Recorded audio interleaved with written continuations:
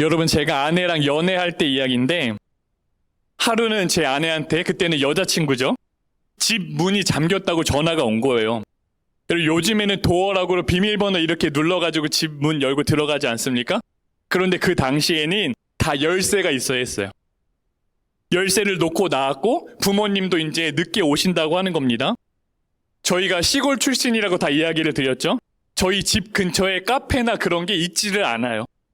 그러니 부모님을 기다릴 수 있는 그런 곳도 저희가 없는 겁니다.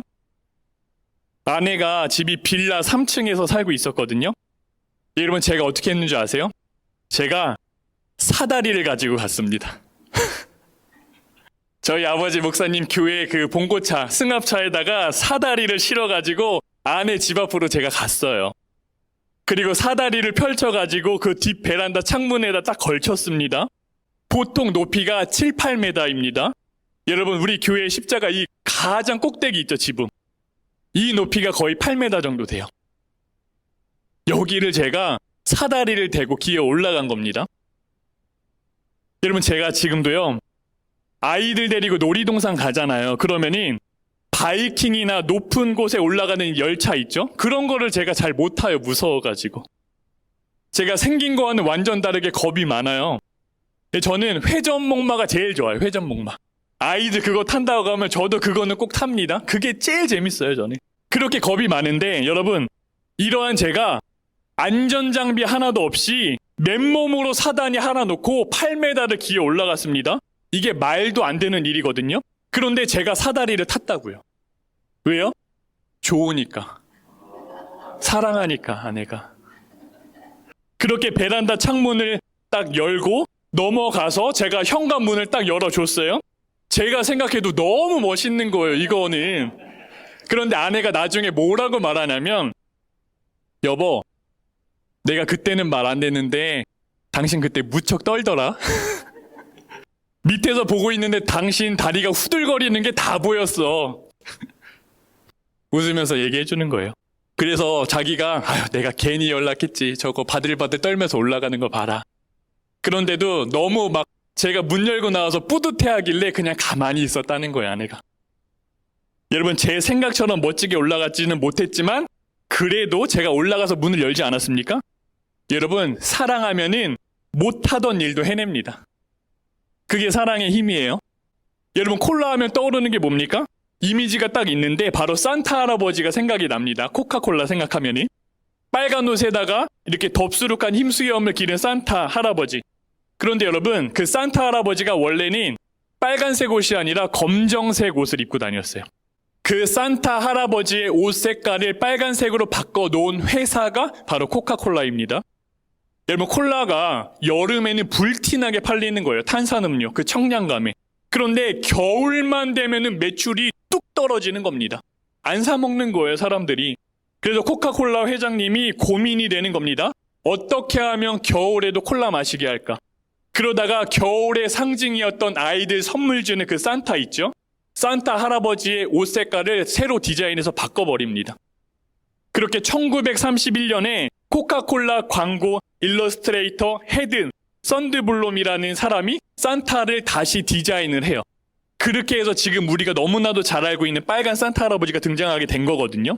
1928년도에는 암스테르담에서 올림픽이 개최가 되었습니다. 이때 코카콜라가 미국 선수단에게 콜라 1000상자를 후원을 했어요. 그러니 올림픽에 나온 선수들이요, 경기하고 쉴 때마다 콜라를 들고 마시는 겁니다. 그러니 전 세계가 도대체 저게 무슨 음료야 하고 주목을 하기 시작을 했어요. 근데 마침 그 해에 또 미국이 그 올림픽에서 1등을 거머쥐게 되는 겁니다. 그러니까 전 세계에서 코카콜라를 더 주목하게 되었다고요.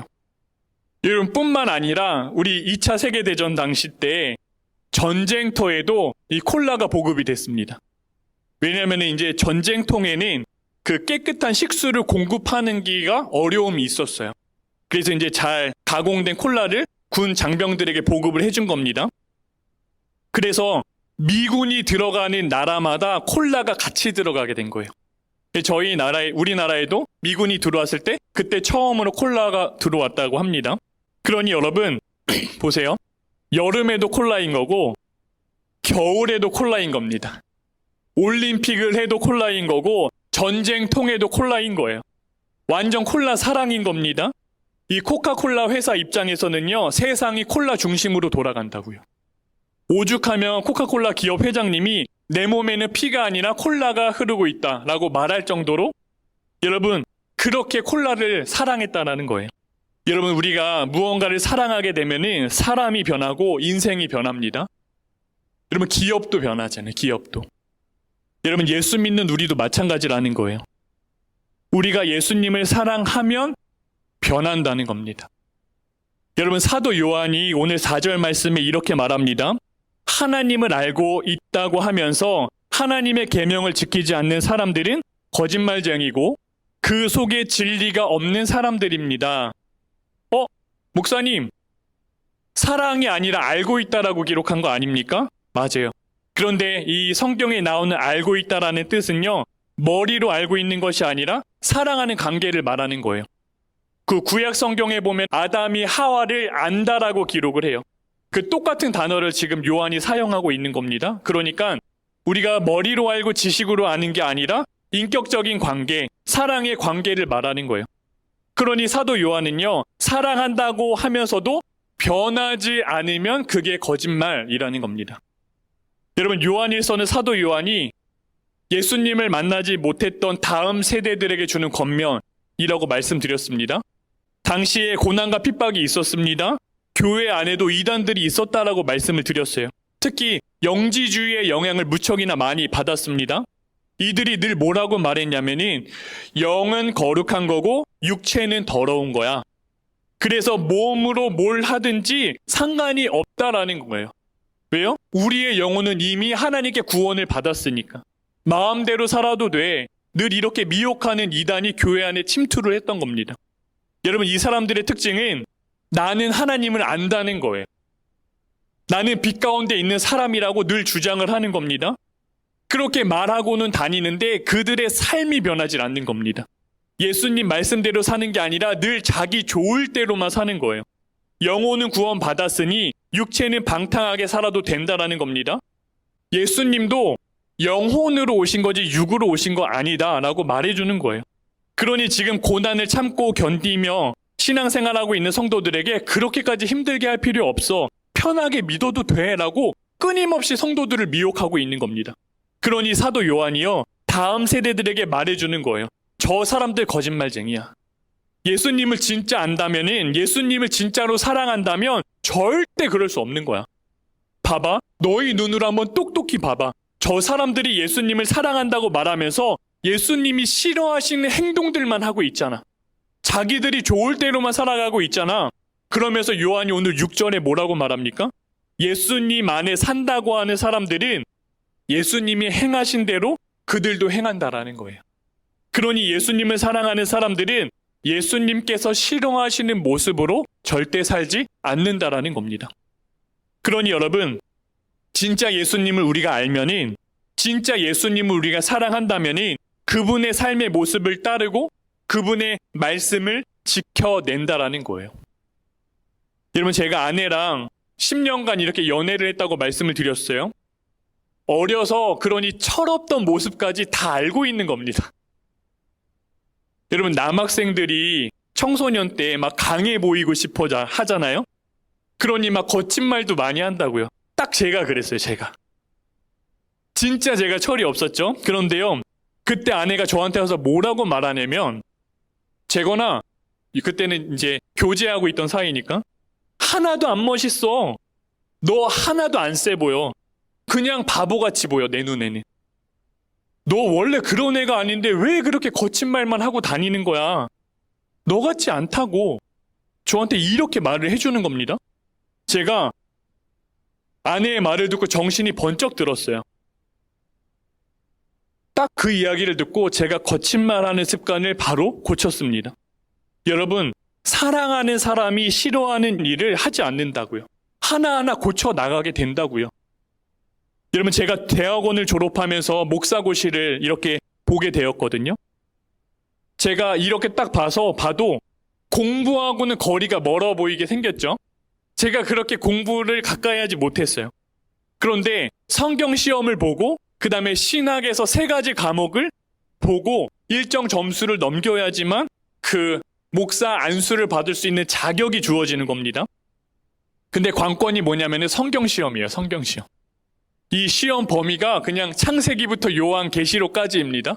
그리고 그 성경 문제집만 두께가 이렇게 두꺼워요. 그리고 성경을 통으로 암송해야 되는 구절이 200개 정도가 됩니다. 그러니 제가 대학원을 들어가면서부터 엄두가 나질 않는 거예요. 이걸 어떻게 공부해야 되지?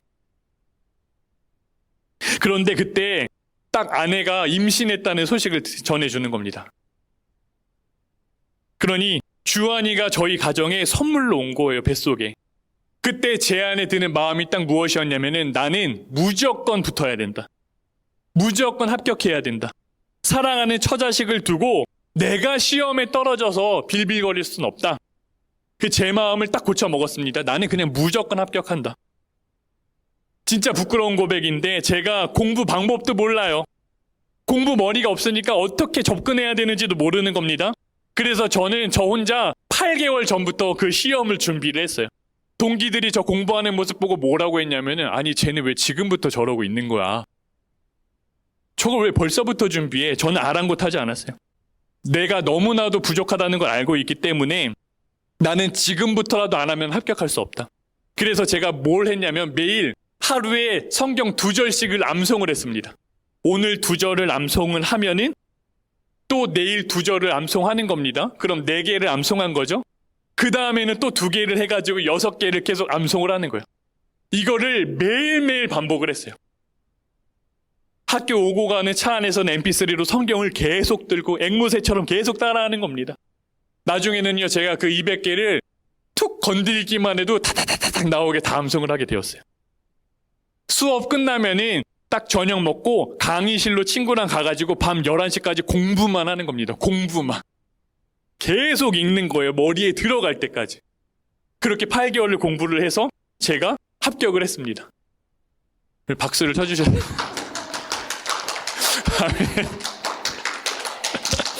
감사합니다. 저도 놀란 건 무엇이냐면 아, 나도 공부할 수 있는 사람이구나. 제가 그거 깨닫게 되었어요. 사랑하면 안 되는 게 없는 거구나. 안 되던 게 되는 거구나. 아내와 자녀를 사랑하니까 내가 사람이 변하는구나. 여러분, 우리가 하나님을 사랑하면 마찬가지입니다. 하나님을 사랑하면은 하나님이 싫어하는 걸 일단 우리가 멀리하게 된다고요. 그리고 하나님이 사랑하시는 사람을 또 우리가 더 품게 되고 사랑하게 돼요. 그 유튜브 보시면은 새롭게 하소서 그 주영은 씨가 진행하는 그 간증 프로그램이 있어요. 거기에 춘천 한마음교회 문성주 집사님 제가 간증을 들었습니다. 이분이 17살 때 그 조직폭력배로 이렇게 들어가게 돼요. 그리고 도박판을 운영하시고 나중에는 마약에까지 손을 대십니다. 나중에는 이렇게 싸움하는 중에 칼에 찔려가지고 생명이 되게 위험한 순간까지 가게 된다고요. 그러니 도박 중독에 마약 중독이니 그 가정이 어떻게 온전할 수가 있겠습니까? 그 어쩔 수 없이 아내분이랑 이렇게 헤어지게 되거든요. 그렇게 무너진 인생을 문성주 집사님이 살고 계시는데 도박쟁이, 마약쟁이랑 도저히 살 수 없었던 그 이혼했던 아내가 있죠. 이분이 전화가 오는 거예요. 뭐라고 말을 하냐면은 자기가 예수 믿고 구원받았다는 겁니다. 그러니까 오빠도 교회 가서 예수 믿어. 그러면 우리 살아. 그 문성주 집사님이 그 전화를 듣고 아, 얘가 무슨 사이비에 빠졌나 보다. 얘가 미쳤나 보다 하고 욕을 한 바가지 부어주고 전화를 끊었다는 거예요. 그런데 또 술자리에서 이렇게 있다가 칼에 찔리게 됩니다. 응급실에 가서 문성주 집사님이 막 긴급 수술을 마치고 딱 깨어났는데 그때 환상을 보는데 무슨 환상을 보냐면은 자기가 지금까지 살면서 잘못했던 일들이 영화 필름처럼 싹 지나가는 환상을 보게 되는 거예요. 그러면서 느낀 게 무엇이냐면 아, 내가 이렇게 살다간 지옥에 갈 수 있겠구나. 두려움이 엄습해 왔다는 겁니다. 그래서 그때 전화 왔던 아내가 생각이 나는 거예요. 그때 아내가 먼저 그 춘천 한마음교회를 다니고 예수님을 믿고 영접하고 있었거든요. 그래 전화해가지고 나 지금 당장 춘천 가도 되냐고. 오빠 내려오라고. 그래서 새벽에 춘천까지 서울에서 내려갔다라는 거예요. 그렇게 난생 처음 그 새벽 예배, 춘천에 도착하자마자 교회를 갔는데 새벽 예배 시간이었다는 겁니다. 그 새벽에 딱 교회에 들어갔는데 청년들이 가득 앉아가지고 목사님 말씀에 따라 주여 외치고 함께 기도하고 막 간절히 하나님 앞에 나아가는 모습을 이분이 본 거예요. 그러면서 무슨 마음이 드냐면이, 아니 이 많은 청년들이 이 새벽에 나와서 있는 거 보니까 분명히 뭔가 있다라는 마음이 들더래요. 그렇지 않고서 미치지 않고서야 이 새벽에 이 청년들이 왜 여기 교회에 나와서 그렇게 부르짖고 있나. 문성주 집사님이 새벽 시간에 술 취해서 도박에 빠져서 막 방탕하게 사는 시간이거든요. 새벽 시간에. 그런데 완전히 다른 세상을 본 거예요. 나는 이 시간에 술독에 빠져 있고 도박에 빠져 있는데 교회에 나오는 사람들이 있구나. 여기는 뭔가 있는 게 확실하다. 그렇게 교회에 발을 들이게 되는데 여전히 일주일 동안 3일은 서울에서 도박판을 관리하시고 또 3일은 춘천으로 내려와가지고 이 교회 사람들과 교제하며 지내는 거예요. 그러면서 본인이 뭐라고 말씀하시냐면, 제가 천국과 지옥을 왔다 갔다 하면서 늘 그렇게 살았습니다. 그러다가 결심을 하는데, 그래, 지옥보단 천국이 낫지. 그러면서 이제 서울에 관리하던 도박판을 다 정리를 하고 아예 춘천으로 내려오게 됩니다. 벌이가 없으니까 어떡합니까? 이렇게 일할 거리를 찾다가 학원에서 이렇게 운전해 주시는 기사분 이렇게 자리가 하나 있어가지고 거기를 지원하게 돼요. 그렇게 난생 처음으로 자기가 땀 흘려서 학원차 운행해서 월급을 받았는데 그 흰 봉투에 들어있던 돈이 120만 원이라는 겁니다. 도박판에서 120만 원은 돈도 아니래요. 그런데 처음으로 내가 땀 흘려서 돈 번을 보고 하나님께 너무 감사하다는 거예요. 첫 월급 받았는데 그 돈을 어떻게 합니까? 첫 월급 타면 세상 사람들은 부모님 빨간 내복 사드리는데 나도 이거 하나님께 드리자. 그렇게 첫 열매도 하나님께 올려드렸다는 겁니다. 그렇게 교회 공동체 안에서 성도들과 함께 지내면서 하나님을 깊이 만나게 된 거예요, 이분이. 그러니 이전에 자기가 나쁘게 했던 사람들이 생각이 나는 겁니다. 깡패로 사셨고 도박판에 있었으니까 얼마나 사람들을 어렵게 하셨겠어요. 그 집사님이 이렇게 고백하시는 거예요. 진짜 하나님이 내 안에 계신데 이제는 내가 사람들한테 조금이라도 잘못하면 안 되겠다라는 마음을 주셨어요. 기도하면 마태복음 18장 18절 말씀을 붙잡았다는 겁니다. 땅에서 매면 하늘에서도 매이고 땅에서 풀면 하늘에서도 풀릴 것이다. 그러니 자기가 이 땅 가운데 잘못했던 거를 사람들을 찾아다니면서 다 용서를 구하고 사과를 하는 겁니다. 조폭 생활하면서 수많은 사람들한테 잘못했잖아요. 예수 만나고 나니까 그 사람들 하나하나 연락해서 용서를 구하는 거예요. 하나님을 사랑하니까 그렇게 자기 자신이 변해 가더랍니다. 그러면서 자기도 신기하더래요. 자기가 이렇게 변하는 모습을 보면서. 그러니 여러분, 우리가 주님을 사랑하면 변하게 된다는 거예요. 이 세상에 절대로 변하지 않을 것 같은 그런 사람도 하나님을 만나면 변한다는 겁니다. 우리가 말씀을 들으면 이렇게 생각하실 수가 있어요. 목사님 알겠어요. 예수님 사랑하면 오늘 말씀 변한다는 거잖아요. 저도 알아요. 저도 이제 교회 다니고 예수님 사랑한다고요.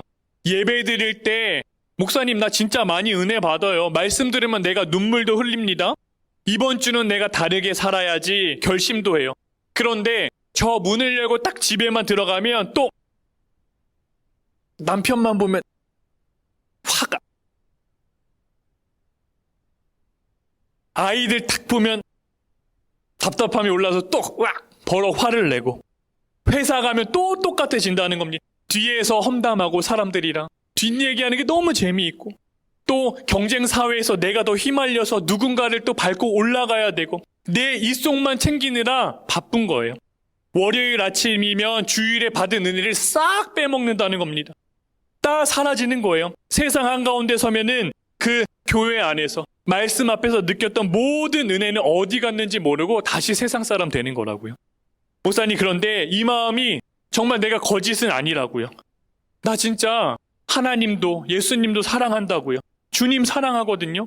그런데 말씀대로 사는 일이 안 되고 자꾸만 넘어지고 실패한다고요. 여러분, 그 마음이요, 일단은 거짓이 아니라는 건 아셔야 됩니다. 우리가 주님 사랑하는 게 맞아요, 여러분. 그런데 말씀대로 살려고 내가 발버둥을 쳐도 자꾸 넘어진단 말입니다. 똑같은 죄에 또 넘어지고, 똑같은 실수를 또 범하게 되고, 똑같은 자리, 그 자리에 또 넘어지게 된다고요. 그런데 여러분 어때요? 마음이 무너지고 막 자괴감이 듭니다. 나는 안 되는 사람인가 봐. 나는 고칠 수 없는 사람인가 봐. 나는 예수님 진짜 사랑하는 게 아니었나? 의심이 된다고요. 여러분, 사도 요한이요, 이 사실을 너무나도 잘 알았습니다. 우리가 예수님을 사랑하는 마음이 있지만 무너질 때가 있다는 거예요. 초대교회 그 다음 세대 성도들이요, 고난받고 어려운 상황이 딱 몰리게 되면은 영락없이 흔들리고 무너지게 되는 겁니다. 요한이 이걸 다 알았다는 거예요. 그래서 뭐라고 말합니까?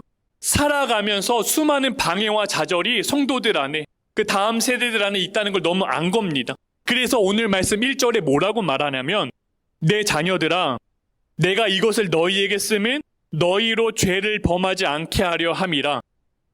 분명 죄 짓지 말라고 했습니다. 변해야 한다고 했어요. 그런데 곧이어서 요한이 뭐라고 말하냐면, 만일 누가 죄를 범하여도 아버지 앞에서 우리에게 대언자가 있으니 곧 의로우신 예수 그리스도시라.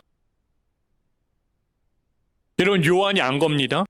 우리가 넘어진다는 걸 안 거예요. 결심해도 또 무너진다는 걸 안 겁니다. 그래서 죄를 짓지 말라 이렇게 말한 다음에 곧바로 뭐라고 말합니까? 죄를 지어도 우리를 대언해 주시는 예수님 계시다는 거예요. 여러분, 내 삶의 모습이 완벽해야지만 사랑한다고 말할 수 있는 게 아닙니다. 사랑하니까 여러분 넘어져도 다시 일어나는 거라는 거예요. 포기하지 않고 다시 주님께 나아가는 겁니다. 여러분, 말씀을 들으면 이렇게 우리가 생각할 수가 있어요. 목사님, 그러면은 예수님 무슨 우리 보험 같은 겁니까? 우리 막 마음껏 죄짓고 나 하고 싶은 대로 살고 넘어져도 된다는 거예요? 다시 예수님 보험 믿고 일어나면 되는 겁니까? 여러분, 그 말이 아니라는 거예요. 넘어져도 주님 사랑합니다. 예수님 의지해서 다시 일어나고, 여러분, 넘어져서 또다시 주님 사랑합니다. 우리가 예수님 의지해서 다시 일어납니다. 우리가 그렇게 발버둥 치고 하루하루를 살아내다 보면요, 똑같은 문제에 있어서만큼은요, 이제는 넘어지지 않게 된다는 거예요. 여러분, 그 문성주 집사님이 이렇게 말씀하시는 거예요. 예수님을 만나고 도박도 끊었다는 겁니다. 심지어 마약도 끊었다는 거예요. 마약이 얼마나 어렵냐면은 딱 두 가지 결론밖에 없대요. 스스로 인생을 끝내는 것 아니면 하나님 만나 사는 것밖에 없다라는 겁니다. 아무것도 안 된대요, 마약. 그렇게 마약도 끊어졌습니다, 이분이. 그 어둠의 생활들을 다 정리를 하셨어요. 그래서 땀 흘려서 돈 벌고 잘못했던 사람들 다 찾아가가지고 용서를 구하지 않았습니까? 완전히 변한 것 같았다고요. 그런데 이 마약을 끊어내면서 금단 현상이 오는 거예요. 어떻게 나타났냐면은 이유 없이 화가 치밀어 올랐다는 겁니다. 아내한테도 정말 사소하고 아무것도 아닌 일도 화를 버럭 내고, 직장에서도 그 차 운행하시면서도 그 학원 관계자들과 아이들한테 화가 나는 겁니다. 또 운동을 하다가도 교회 식구들과 같이 축구를 하다가도 화가 버럭 올라온다는 거예요. 자기도 모르게 욱 터지는 게 있다라는 겁니다. 너무 창피했다는 거예요. 왜냐면은 내가 교회 다니면서 이러면 안 되잖아. 내가 예수님 믿고 다 용서함 받고 용서도 구하러 다녔는데 나 이러면 안 되는데, 이러면서 내가 무슨 교회를 다니나. 사람들이 나보고 뭐라고 말하겠어? 가짜라고 말하겠지. 내가 교회를 떠나야 하나? 진짜 심각하게 고민하셨다는 거예요. 왜냐면은 이 화를 다스리는 게 안 된다는 겁니다. 여러분, 이해가 되시죠? 변하고 싶은데 끝까지 안 변해진다는 거예요. 그 한 문제가. 예수님 믿는다고 해놓고 또 똑같은 문제만 있으면 속절없이 무너졌던 겁니다. 사람 체면이 있지, 여러분, 한두 번이어야죠. 한두 번. 늘 교회에서 만나는 그 사람들 앞에서 그렇게 스스로 나는 안 되는 사람인가 보다, 됐다 다 포기하자, 내가 무슨 예수를 믿어. 그런데요, 여러분, 그러한 마음이 들 때요, 기억하셔야 할 것은, 그 마음은 여러분 하나님 주시는 마음이 아니라는 거예요. 그때는요, 우리가 말씀 앞으로 나가셔야 하는 겁니다. 문성주 집사님이 포기하지 않으셨어요. 무슨 말씀을 붙잡았냐고 고백하시냐면 요한일서 1장 9절 말씀 붙잡았다는 겁니다. 만일 우리가 우리 죄를 자백하면 그는 미쁘시고 의로우사 우리 죄를 사하시며 우리를 모든 불의에서 깨끗하게 하실 것이요. 화를 내면은 그날 밤 12시를 넘기기 이전에 교회로 달려갔다는 거예요. 그리고 텅 빈 예배당에 혼자 가서 무릎을 꿇고 이 말씀, 자백하며 하나님이 용서하신다. 그 말씀 붙잡고 씨름했다는 겁니다. 주님, 저 또 넘어졌어요. 나 또 사람들에게 화냈다고요. 근데 주님, 저 말씀대로 저를 깨끗게 해주세요. 분을 참지 못하고 화를 낼 때마다 이렇게 하셨다는 거예요. 밤 12시를 넘기지 않고 교회로 달려가서 하나님 앞에 말씀 붙잡고 꿇었다는 겁니다. 하루 이틀 그렇게 하신 게 아니라 반년을 그렇게 하셨어요. 6개월을 넘게 그렇게 몸부림을 쳤다는 거예요. 화내고 회개하고 또 화내고 또 회개하고 넘어지고 일어나고 또 넘어지고 또 일어나고를 계속 반복한 겁니다.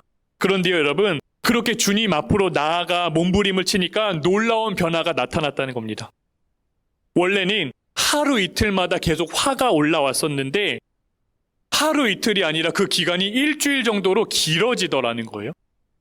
그래도 일주일 이렇게 또 화를 내서 또 하나님 앞에 나가 회개하고, 그런데 그 일주일 기간이 더 길어지더랍니다. 한 달이 되더래요. 그렇게 그 화내는 횟수가 줄어들고 기간이 길어지면서 나중에는요, 화가 딱 치밀어 오는 그 순간에 하나님께서 자기가 또 교회에 가서 회개하는 모습을 딱 보여주시더래요.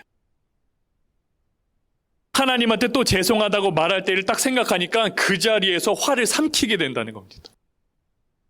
여러분, 이게 뭡니까? 이기신 거예요. 하나님이 이기게 하신 거라고요. 여러분, 이분이 새롭게 하셔서 한번 보세요. 인터뷰 하시면서 예수님 이야기가 나오면은 눈시울이 붉어지는 거예요. 아마 험상궂게 생기셨다고요. 그런데 예수님 이름만 나오면 눈시울이 뻘개져가지고 눈물이 맺히는 겁니다. 왜요? 그 주님 사랑을 아니까. 넘어져도 포기 안 하고 주님께 나아갔더니 주님이 자기를 끝까지 붙잡아 주시는 걸 자기가 경험하지 않았습니까? 그 은혜가 사무치니까 주님 이름만 부르면 눈물이 나는 거예요. 여러분, 우리가 완벽해서 이기는 게 아닙니다. 넘어질 때마다 말씀 붙잡고 예수님께 나아갔더니 하나님이 이기게 하시는 거라고요. 여러분, 우리 어떻습니까? 우리도 마찬가지라는 거예요. 사랑해서 결혼을 했어요. 매일 부딪히고 상처를 주고 상처를 받습니다. 자녀들 앞에서만큼은 내가 좋은 아빠, 좋은 엄마 되겠다고 다짐하는데 다른 아이들 앞에서는 괜찮은데 왜 유독 우리 아이들 앞에서, 내 아이들 앞에서만 화를 내는지 후회하잖아요. 일터에서 나 예수 믿는 거 다 압니다. 그래서 이제 믿는 사람처럼 내가 살아가겠다 다짐하는데 또 어느덧 정신 차려보면 내가 예수 안 믿는 사람보다 더 그렇게 살아가고 있는 모습이 내 직장 가운데 세상에서 보여지게 되잖아요. 사람들 내가 용서하겠다고, 내가 참아보겠다고 다짐을 해도 더 미운 소리가 나오고 미운 마음이 여기서 막 싹트고, 사랑하겠다고 했는데 또 사람들 밀쳐내고. 여러분, 오늘 말씀은요, 늘 이렇게 실패하고 무너지는 우리에게 정신 똑바로 차려, 예수 믿는 사람 그렇게 하면 안 돼, 이렇게 말씀하시는 게 아니라는 거예요. 여러분, 진짜 예수님을 만나면 자연스럽게 변한다는 겁니다. 억지로 내가 고치는 것이 아니라 사랑하니까 변화시키신다는 거예요. 사랑하면은 여러분, 겁쟁이도 막 사다리 놓고 8m 기어 올라가잖아요. 공부 못하는 사람이 그거 막 8개월 동안 낑낑대면서 이 악물고 악착같이 해가지고 합격증 받아오잖아요. 거짓말 하던 것도 사랑하는 사람이 싫어하니까 단번에 끊어지잖아요. 왜요? 사랑하니까. 여러분, 사람을 사랑해도 이렇게 변해요. 그런데 우리가 주님을 사랑하게 되면은 우리 인생이 어떻게 되겠습니까? 비교할 수도 없는 은혜가 우리 삶 가운데 부어지는 거예요. 문성주 집사님이 딱 그러셨잖아요. 17살에 학생이잖아요. 그 나이에 조폭 생활에 들어가고 마약에 손을 대, 도박을 해, 지옥 같은 삶을 그냥 살아내셨어요. 그런데 예수님을 만나니까 땀 흘려 번 그 120만 원에 감사하고 자기한테 당했던 사람들 다 하나하나 찾아가서 용서를 구하고 분노가 터질 때마다 말씀을 붙잡고 그 험상궂게 생긴 그 사람이 하나님 성전으로 달려가서 6개월 동안 몸부림을 치는 거예요. 나 이거 끊어지게 해달라고. 어느 날 화가 치밀어 왔을 때 탁 삼켜지게 하시잖아요. 하나님이. 여러분, 하나님이 이기시게 하는 겁니다. 왜요? 사랑하니까. 여러분, 우리도 똑같아요. 넘어지고 실패해요. 똑같은 자리에 또 무너진다고요. 그게 우리라고요. 그런데요, 그 자리가 끝이 아니라는 겁니다. 우리에게도 예수님 계시잖아요. 넘어져도 괜찮아, 다시 일어나 하시면서 우리 끝까지 사랑하셔서 포기하지 않으시니, 그래서 우리를 그렇게 일으키시는 주님 우리에게 계시잖아요. 그러니 여러분, 넘어졌다고요 그 자리에 주저앉아 있는 거 아닙니다. 다시 주님과 일어나시는 거예요. 오늘 넘어지면 오늘 밤에 주님 앞으로 나가시는 겁니다. 교회로 꼭 안 오셔도 돼요. 내가 있는 자리에서 주님께 나아가시면 되는 거라고요. 내일 또 넘어졌어요? 그러면 내일 또 주님 앞으로 나가시면 되는 겁니다. 포기하지 않는 거예요. 말씀 붙잡고 예수님께 나가는 거예요. 그렇게 하루하루 우리가 하나님 안에서 몸부림치다 보면요, 하나님이 반드시 이기게 하시는 거라고요. 문성주 집사님처럼 어느 날 그 죄가 그냥 삼켜지는 날이 오는 거예요. 여러분, 그러면 우리가 사는 겁니다. 바라기는 이 은혜가 저와 우리 여러분들 삶 가운데 넘치도록 누려지게 되기를 주의 이름으로 축복을 드립니다.